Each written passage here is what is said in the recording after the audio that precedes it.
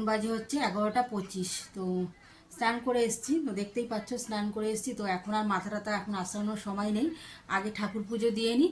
তো আমি স্নান করে মানে ঠাকুর পুজো করে তারপর মাথাটাতে আশ্রানো যাই করার মানে সাজুগুজু তো পরে, তো আগে ঠাকুর পুজো করে নিই, তারপর রান্নাবান্না আছে নিজের, আর সমস্ত কাজ মানে কমপ্লিট হয়ে গেছে।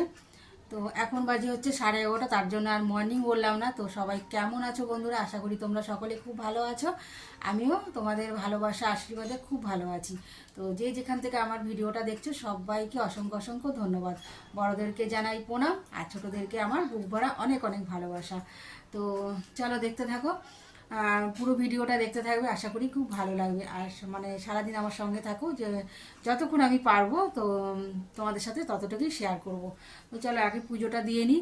আর আকাশটা কীরকম একটা মেঘলা ওয়েদার, জানি না বৃষ্টি হবে কি না, মনে হচ্ছে বৃষ্টি হবে। আর হচ্ছে এদিকে মানে আবার মানে সামনে সরস্বতী পুজো চলে এসছে। তো সরস্বতী পুজো আসার আগের থেকেই না আকাশটা কেমন একটা মেঘলা মেঘলা ভাব, আবার কখনো বৃষ্টিও হয়।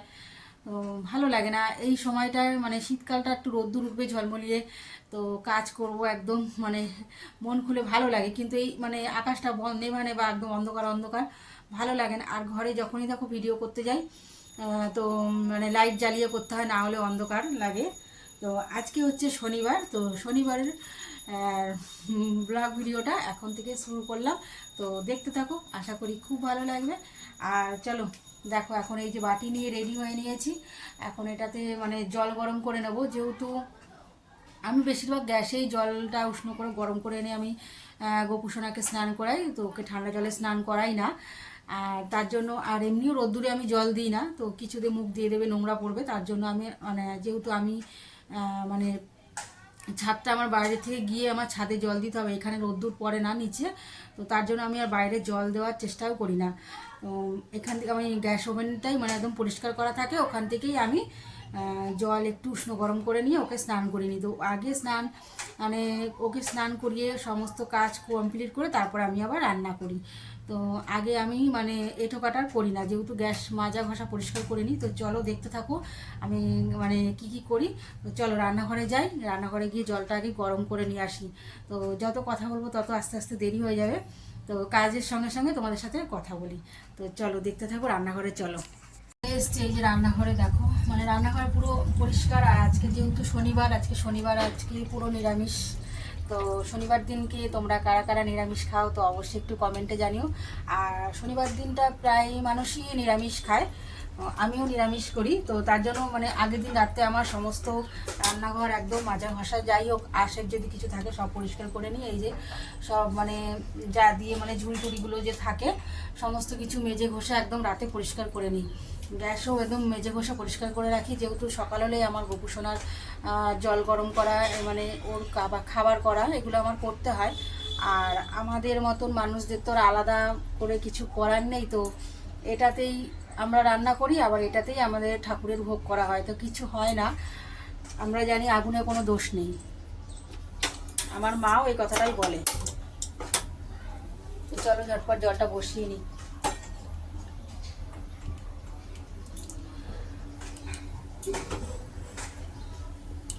জিনিস আছে মানে ইন্ডাকশান ওভেন আছে, তো সব সময়ের জন্য ঘরের মধ্যে তোমরা এর আগেও দেখেছো ইন্ডাকশানে আমি গোপুসোনার জন্য ভোগ রান্না করেছি, কিন্তু অসুবিধা হয়ে যায়, তার জন্য আর বারবার ওটাকে খোলা পড়া মানে কারেন্টের তো বারবার বাস্কেট থেকে বার করা করা খুব মানে হয়, অসুবিধা হয়ে যায় প্রচুর। আর যেহেতু ছোট ঘর, এক জায়গায় মানে অ্যাডজাস্ট করে মানে ফিক্সড করে রাখার মতো জায়গা নেই, তো বাড়ি ঘরে গেলে তাহলে হয়তো ফিক্সড করে রাখতে পারবো, তখন সমস্ত কিছুই আর অসুবিধা মনে হবে না। তো এখন একটু অসুবিধা হয়, তো কি আর করা যাবে, সমস্ত কিছু অসুবিধা মানিয়ে নিয়ে সমস্ত কিছুই করছি, আর কি করা যাবে। চলো দেখতে থাকো, আগে আমার জলটা গরম করে বাবুকে স্নান করে নিই, তারপরে আবার তোমাদের সামনে আসছি।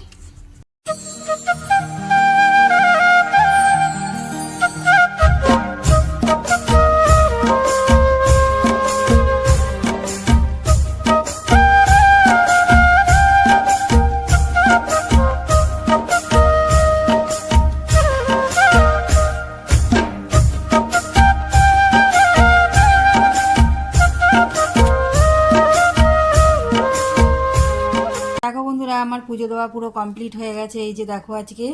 আর আজকে যেহেতু একাদশী, তার জন্য আজকে কিন্তু আমার গোপু সোনাকে অন্নভোগ দেওয়া হয়নি। আজকে ফল মিষ্টি মানে লাড্ডু এইসব দিয়েই আজকে সব ঠাকুরকে ভোগ দেওয়া হয়েছে। তো আজকে কিন্তু মানে একটু তাড়াতাড়ি পুজোটা হয়ে গেছে। তো দেখো এখন বাজে হচ্ছে 12:30। তো প্রায় 11:30 তোমাদেরকে দেখিয়েছি। 11:30টার সময় আমি স্নান করে গোপুসোনার জল গরম করতে গেছিলাম। তো 11:30 থেকে এখন বাজে 12:30, 1 ঘন্টা। তো কোনো ব্যাপার না, আমার আজকে একটু মনে হয় তাড়াতাড়ি হয়ে গেল, যেহেতু আজকে আমার গোপুসোনার জন্য অন্ন ভোগ করতে হয়নি, ফল দিয়ে মিষ্টি দিয়ে দিয়েছি। তো তার জন্য আজকে একটু তাড়াতাড়ি হয়েছে, নাহলে আর একটু সময় লাগে। আর এখন যাব নিজে রান্নাবান্না করতে। তো এটা আমার কোনো ব্যাপার না, এরকম আমার প্রত্যেক দিনই হয়ে যায়। এরকম 12:30, 1টার সময় আমি আমার নিজে রান্নাবান্না করতে যাই। তো চলো রান্নাবান্না সেরে তারপর আবার তোমাদের সামনে আসছি।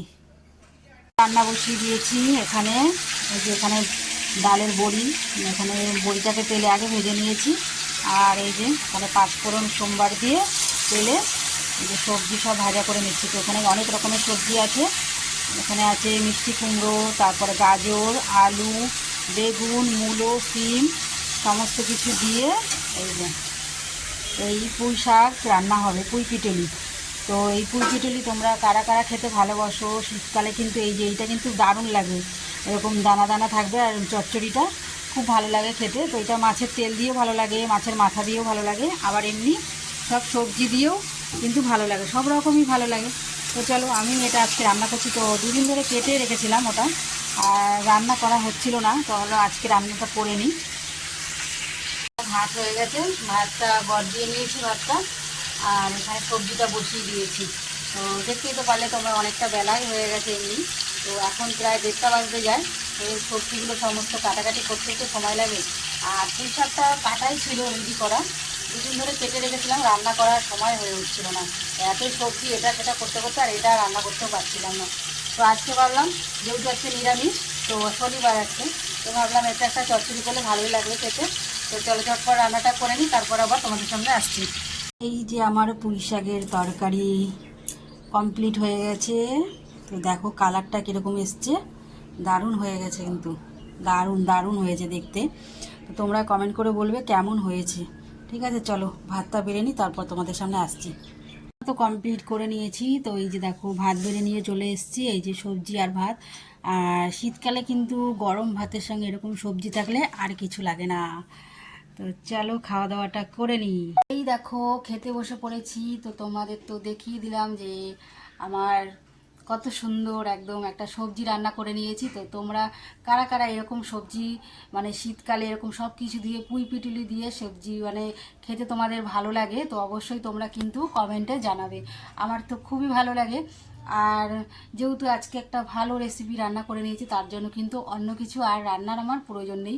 আর যেহেতু একা, তো মেয়েদের কিন্তু একার হলে তো আলু সেদ্ধ ভাত হলেও চলে যায়, যেহেতু একটা ভালো সবজি করে নিয়েছি আর কিছু প্রয়োজন হয় না। তো বর থাকলে না হলে চিন্তা করতাম আরও 2 রকমের কি 3 রকমের যাই হোক পদ রান্না করার জন্য। তো যাই হোক, আর ভিডিওটা বেশি বড় করব না। তো খাওয়া দাওয়া কমপ্লিট করে নিই, তোমরাও খাওয়া দাওয়া কমপ্লিট করে নাও। আর সকাল থেকে বলবো না, প্রায় দুপুরের ভোগ থেকে মানে আমার খাওয়া দাওয়ার মানে আমার গোপালকে দেওয়া আর আমারও খাওয়া দাওয়া কম মানে এই অবধি ভিডিওটা এখানেই শেষ করলাম। আর তোমরা যদি দেখতে চাও যে সন্ধ্যাবেলা আমার গোপু সোনার সাথে আবার কি কি করা হয়, আর যদি দেখতে চাও তো পরবর্তী ভিডিওটা অবশ্যই তোমরা কিন্তু দেখো। আর যারা এখনও আমার চ্যানেলটিকে সাবস্ক্রাইব করেনি, তো তাড়াতাড়ি করে ঝটপট সাবস্ক্রাইব করে দাও, পাশে থেকো। তো চলো খাওয়া দাওয়াটা সেরে নিই, তোমরাও খাওয়া দাওয়া করে নাও। সবাই ভালো থেকো, সুস্থ থেকো। তো চলো টাটা, বাই।